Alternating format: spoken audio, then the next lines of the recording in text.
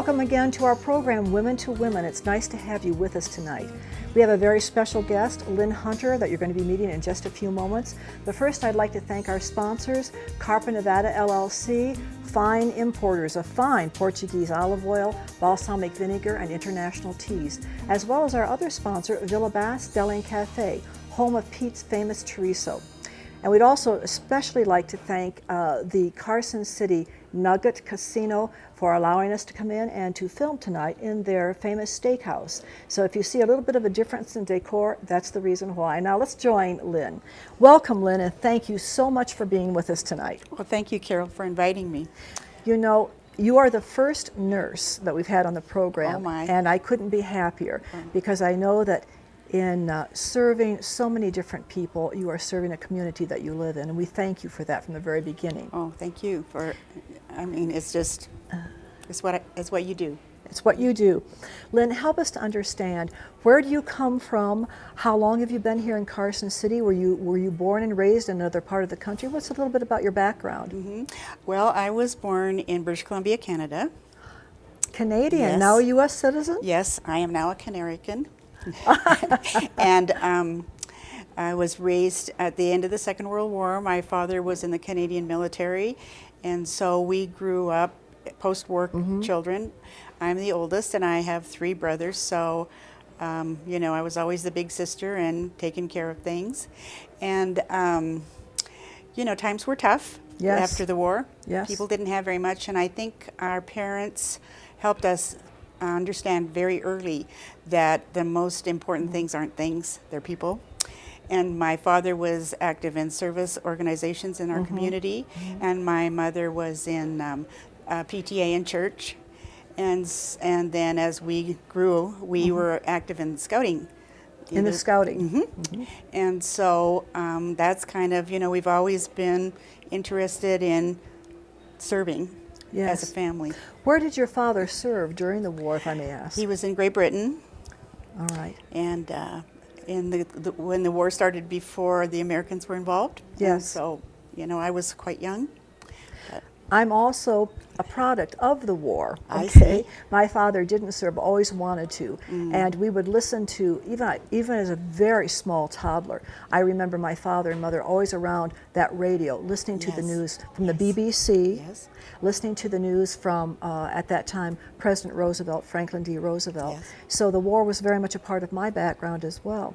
Well, tell us, how did you get here to the United States? Well, in the early 60s, they had a nursing shortage in San Francisco. Okay. And they were advertising in the newspaper in Vancouver, British Columbia. And my friend and I decided that we would take an adventure, and we came to work in the United States. You came across the border. Yes. And at that time, were special visas required to get into the United States, or you just crossed the border and came in? No, you had to have a visa. You had to apply, and you had to have a visa, and you had to have either a sponsor or a job to go to. And so, so that you would not be, you know, potential dependent on the country. A liability for the United States. Now tell me, Lynn, when you came into San Francisco, was your heart already set on following nurses training, or were you just looking for a job in general? No, I was already a nurse. I had been through nursing in Canada. All right. And so, you know, I was already well established in doing nursing. So those credits and all the courses that you took in British Columbia applied directly to our schools of nursing here? They did, because we it was National League of Nursing Standards, and so you passed them for Canada and the United States. When did you decide that you really wanted to become a nurse? Well, when I was growing up, I thought I'd always like to be a teacher. And when I was in my senior year in high school, I had a summer job working in a small community hospital. And one of the doctors that I babysat for came to find me one day and had gotten permission to have me go with him. And he didn't tell me where I was going, and I had to put on a gown and and stand in the corner, and I was observe. Yes, and I was privileged to experience the miracle of birth. And I knew right then, it was like, I think he knew that I had qualities that way, but I wasn't sure, and he knew that if he did something, it would trigger it, I think, because he was really supportive about me going to school too. And it was wonderful. I mean, Oh, it was a miracle. And isn't it wonderful that someone who was well trained as a physician, an obstetrician, gynecologist, could see from his experience a young person and the qualities in that young person, or perhaps, did he know your family as well? Yes, because it was a relatively small community, so we knew each other, everyone knew each other pretty well. Okay, so he had probably noticed and observed, along with his family, a lot of young women, a lot of young men in the community, and the potential was there for you for the field of medicine. And it's a tough field. Yes. You have to be pretty good at chemistry, you have to be pretty good at physiology, anatomy, biology.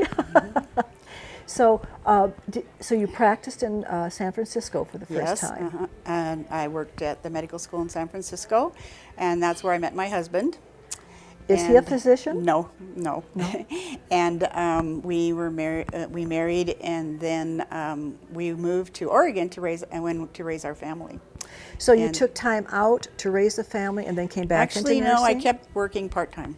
Okay. How did you manage that, Lynn? Because a lot of women today find it a life of conflict when they have children, young children growing up at home. They are sometimes preschoolers, sometimes they're in school, and they're working too, and a husband who's working. How did you balance all of that? Well, one of the things that was most beneficial is that I had a wonderful child caregiver, and good friend, a family friend, and trusted. Yes, and I don't think I could have done as much of the work that I did without her support. She was a very good, and still is a very good friend. You know, my mother was the bookkeeper in my father's business for many years, and she did a lot. He was an international harvester dealer, as well as a banker in town. And I used to ask my mother, how did you do it, Mom? Because my sister and I were little, really toddlers together with a much older brother. So the schedule of activities was abundant then as it is today. She said, we took someone in from the war who came to this country, needed a home, was a good cook, was a good person, did not speak a word of English at that time, but we recognized in her qualities of caregiving. Yes. And so Maddie was with us for 7 years until my mother was able to help my father get reestablished after the war. And then as we moved into elementary school, Maddie moved on to another household to help. But you're right, That's a trusted, a wonderful story. Yes, and it was giving support and encouragement to a woman who had basically no education. She came from Hungary, and she was Jewish, and she had had to get out of Hungary. She came via Romania and then out of Europe. A very difficult, and I think painful, having to leave her family behind. Her family, yes. But she found a new family waiting for her in America. That was wonderful. Yes. So let's continue. How did you get into Carson City? Well, we chose this as a retirement venue. We'd done some traveling, and my youngest son, was transferred to Reno, and we came to visit him, and I just kind of, Reno wasn't just the thing for me, and my husband said, well, we came up Highway 80 to visit, and so let's go back down to the Bay Area. By Highway 50, and so we came down 395, and we just kind of crested the hill long before Home Depot was there, and saw the Carson Valley, and we both went, oh my! Lo and behold! Oh my! And it was just a decision that we made really quickly. Because, right in the car. Well, no, we didn't actually. We stopped to get a bite to eat. Okay. And they have the real estate ads, Yes. And my husband picked it up, so he was looking through the ads while our order was coming, and he goes, gee, maybe we should have a look at something around here, because we'd been kind of vagabonds for a while, and we needed to settle somewhere. I have a question. What year was that? That was 1999. All right, and Carson City back in 1999, which is almost, around more than 10 years ago. What was it like then? Was it different then than it is today in any way that you can visibly detect? Well, the population's increased. Okay, The traffic. and perhaps decreased because of the economy today. I don't know. I don't know. The valley, you know, is pretty stable, I think. All right. Much more Okay. stable. All right. So we moved and got settled, and then, you know, if you're a busy person and you're retired, you don't want to just sit around, and so we got involved with local church, and I read an article in the newspaper about the Ross Medical Clinic that's affiliated with Fish, and I came to visit Mr. Fast, who was the executive director at the time, and filled in a volunteer form, and then I started, and so I've been doing it pretty much for 10 years. Well, you know, we want to talk about Fish, and we want to talk about the Ross Clinic and all the other facilities that are available to people there. But there's something about personalities of people that once they have been connected to individuals and in a hospital setting, in a caregiving facility, such as a hospital, it becomes almost like family. And when you leave that family after retirement or moving on to another place, there's almost an ache in your heart, a need in your heart to replace and get back in amongst people again, isn't there? Well, I think that, you know, medical people kind of have almost an affinity to find each other or something because, you know, it's part of who you are. It's, you know, service above self and caregiving, and it's part of the gifts that you were given, I think. What kind of a nurse were you? What specialty were you in? Oh my goodness, I could keep you entertained for days. I have done a multitude of nursing. Most of my nursing was in the operating room. Okay. I've done home health. I've been a camp nurse for a long time for children at a muscular dystrophy summer camp. I have worked in a doctor's office. I have worked, oh goodness, in a small community hospital. I've worked in some major hospitals in the Portland area. And I have a special question, and this is the last one before we take a break. How do you keep yourself as an operating room nurse from maybe, because you've seen so many things in the way of accidents and catastrophic things that happen to people with shootings, with knives. How do you keep yourself stable and just not falling apart sometimes because of the emotions that are involved? I think that part of it is experience. Yes. So, you know, your first things might be more traumatic than as you've seen things happen more often. And the other thing I think is that for me, being the nurse in the operating room, is I identify right away with the patient that I'm their advocate. And so that's my relationship is established then. That team, that surgical team within that room are really the life givers. Yes. As well, Or savers. Or life savers, life givers. You are the connection between a possible death and their survival. Yes. So you just all really fall in together, work together, and we're so grateful for you. I've been in that room several times. I'm so grateful for you. I know that will come right back. We'd like to take a break right now, but we'll be back with Lynn Hunter very shortly. Thank you. Working together, we can protect your home. Replace that old shingle roof with a fire-resistant alternative. Keep it and your rain gutters clean. Do the same for your deck and consider installing screening in the open areas underneath. And store your firewood at least 30 feet away from your home. One ember can destroy your home. Take our advice and your home can survive.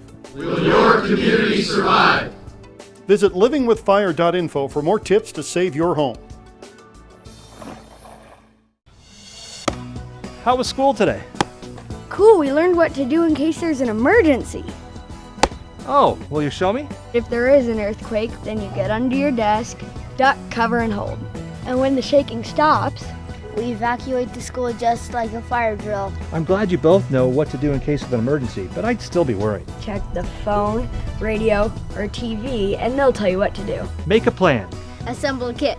Stay informed. And be ready.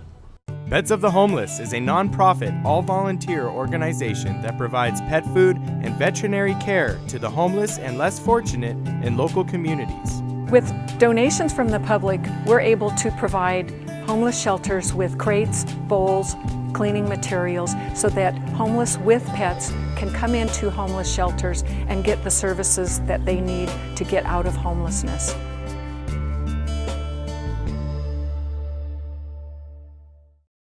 Welcome back to the second half of our program, Women to Women, where I'm interviewing Lynn Hunter, who is now involved with the Ross Clinic here at the Fish building in Carson City, downtown Carson City. And again, I'd like to thank our sponsors, Carpenter Nevada LLC and Villa Bastelling Cafe, for their contribution to help make this program possible. So Lynn, we welcome you back. Thank and you. We were talking about when you're in an operating room as a nurse, it's teamwork, but also I think each one of you in there feels that very strong attachment to the survival of that patient to the very best of your ability. Absolutely. And nursing is not, it's like a calling, perhaps I should say, I think so. because it's not for everyone. And I'm not sure, even though I studied medicine, I'm not sure that in the final analysis I would have made a good physician if I had just conked over at the sight of blood or anybody who's in. I don't think I would have, but I really admire that you're a nurse. What lines of thought or what patterns have you found when you reflect back on your life, Lynn, that you know you chose the right profession for yourself, you know that you chose the right path, and you're at a point now in your life where you can look back and you can say to yourself, gee, I'm glad I followed this path? Well, I am. It's been most rewarding for a lot of reasons. I think that once I decided that I was going to be a healthcare provider, that I had no idea where it would take me. That's right. It's an adventure. Yes. And I have a particular Bible verse that's special to me. Okay. It's Proverbs 3, 5, and 6, to trust in the Lord with all your heart and lean not on your own understanding, but in all your ways acknowledge Him, and He will direct your path. And isn't that the truth? And He's taken me on a path that I would never have imagined, sincerely. And I feel that it's a calling and and God's direction, and very fulfilling in my life. And sometimes we have to take those steps of faith, those steps of adventure, and realize that we're not alone in the trip at all. No. There's always someone with us. And when we come to the end of one journey and we think, well, I would never have dreamed that it was going to turn out like this. I would never have dreamed I would have gone to San Francisco. I'd wind up in Carson City.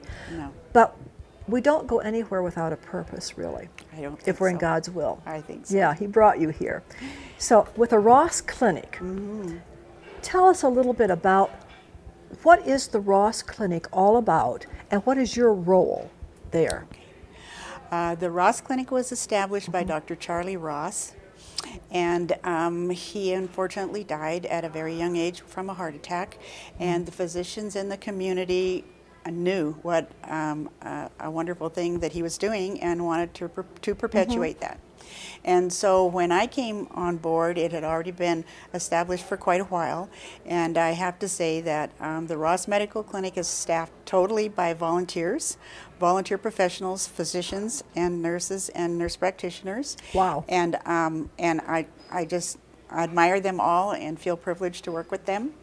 And what we do at this clinic is to provide health care for members of the community that are underserved because of finances primarily, and they don't have insurance.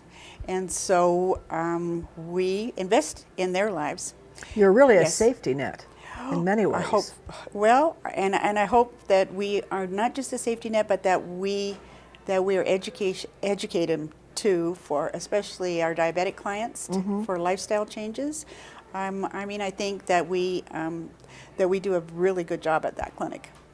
How has your family been in your retirement years towards seeing Mom and my wife right back in the workforce again? Well, I don't do it full time. Okay. So that makes it acceptable. And luckily, the nurses that volunteer at the clinic, we trade off so that if someone has to be out of town, we cover for them and vice versa. And so we just have our own little network. And I suppose that, your full-time staff with part-time would be about how many people? We aren't open every day of the week. So that makes the difference. Usually one physician and one nurse. All right. And if you take all of the years of your lives and add them together, Oh my. you are talking about a wealth of experience. Oh, a wealth of experience. I in mean, not only medicine, but in life itself. yes, yes. And that's a wonderful combination to be able to offer to a public, a part of the public, or to any part of the public that is hurting, that is in need, and desperate for help for their children, for their parents, for any kind of a situation that it's beyond their control, beyond their financial control. Right, right. Is there a story, or is there, without using names, I'm sure that you have seen so many different conditions and so many different circumstances. Are there some that remain on your heart? Oh, absolutely. Can you share one of those? I don't think you can be, you know, a caregiver and not have things Yes. that are especially Yes. tender to your heart. Not necessarily just in this community, but you know, one of the things that I think is so important, and you were talking about the wealth of experience that everyone has had, that the people that are involved in this clinic are investing in their community. Yes. And to me, that's, as a retiree, you know, everyone who's retired has a wonderful life experience and different, you know, gift experience that I just would encourage people to invest in this community, because it's only as good as we make it. That's right, as we who live in it. Yes. And if we truly care about each other and care about the condition and the quality of Carson City itself and of northern Nevada, those talents that have matured and have marinated over the years from investing in other people's lives and circumstances when they choose to bring themselves to us, is there waiting, just waiting to help, to be of value again. I think so. And I would think that anybody or any one of us who are in a retirement circumstance, would think, after hearing about all the available positions that are there to work into family lives, to work into individual lives, it would be such a rewarding experience, both personally, emotionally, and many times financially. Well, I think that it's reciprocal, because when you serve, you receive as well. And and I just the clients that we have are so appreciative, and it's humbling, I have to say. Very humbling. Yes. When you give of yourself, you are humbled. Yes. And we learn from those that we serve. I think so.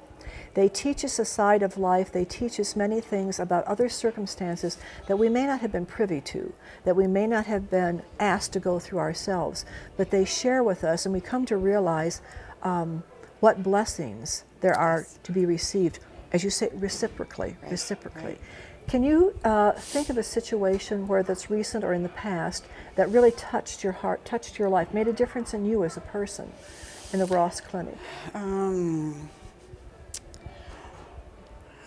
It's difficult to choose just one thing. I think that you know, the appreciation that the clients that come to us show when they leave. And for instance, one of the things that just happened recently is that the medical director, Dr. Baggett, had been ill, and the clients were in prayer for him. And you know, though you realize that the investment you are making in the lives of these people is coming back. I mean, it was just very rewarding to see the love that the clients have for him, and the appreciation for the clinic too.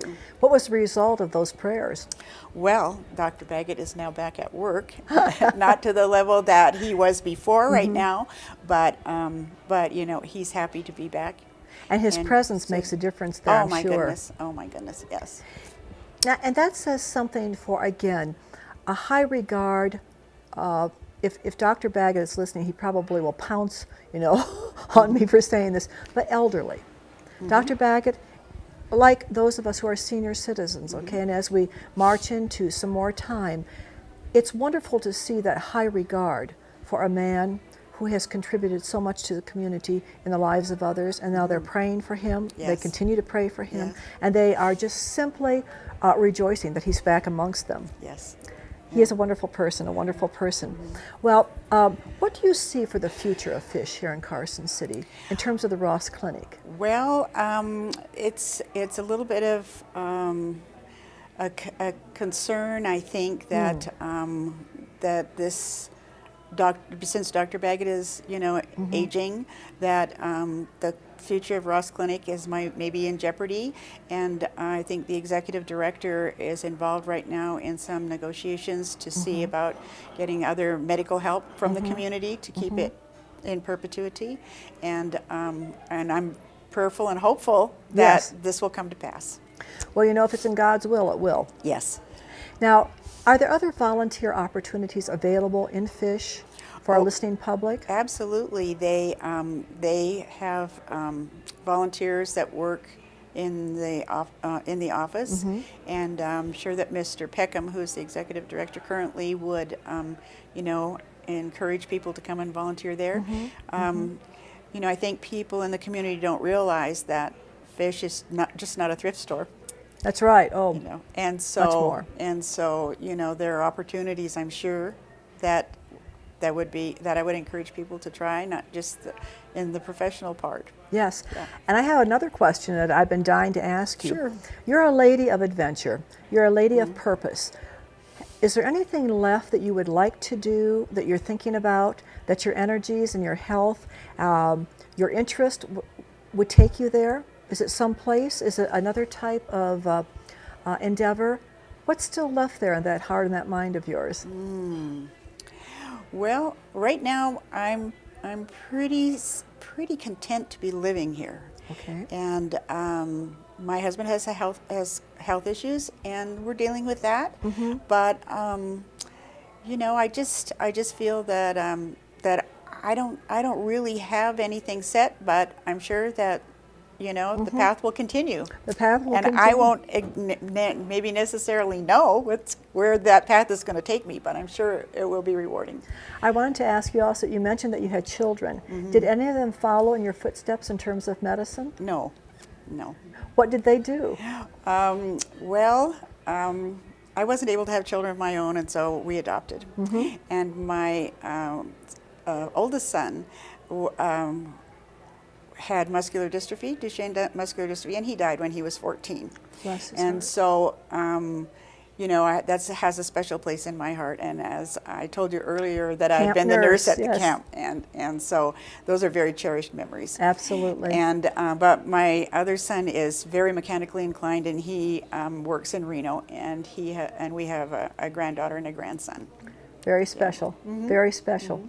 Well, you can tell, Lynn, from your life, and that you have so generously shared with us, that you have been involved in crises many times in terms of other people's care, but you've also gone through personal pain of your own, and have never left that path of hope, that there is a future. And I think that's so important for all of us to take away, that life is full of challenges. It always will be. Absolutely. And we can decide, and our decisions are so important as to how we're going to handle those challenges. Are we going to let them defeat us? And we don't have to fight those battles on our own if we choose not to. And I think that's an important combination of qualities that you bring. You have a gift of intelligence, you have a gift of giving, a heart that gives, and you have a gift of serving. And when you combine all of those, there's not a community that doesn't benefit from you, and we have. Well, thank you for saying that. But I just think we have a wealth of potential volunteers in this community to make Carson and the surrounding communities just even better than they are now. Well, we're so glad that our Canadians are great friends, great trading partners, but I'll tell you what, we're so glad that you're an American citizen. Thank you for coming. Thank you, Carol. Very nice to meet you and spend time with you. Thank you. And thank you for joining us. We'll be back next week, again with a very special guest, but in the meantime, we thank our sponsors, Carpa Nevada LLC and Villa Bass Deli and Cafe, and we also thank the Carson Nugget Casino for this very special evening here. Have a good night.